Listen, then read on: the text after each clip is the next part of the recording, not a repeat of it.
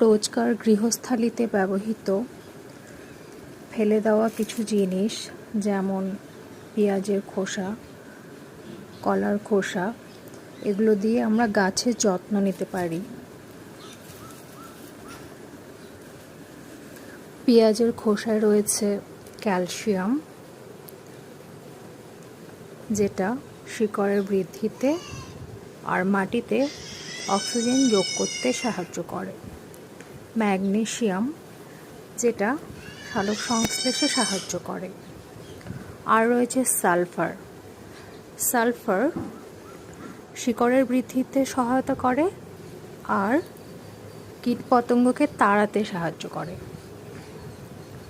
পেঁয়াজের খোসাতেও রয়েছে calcium, iron, magnesium, copper.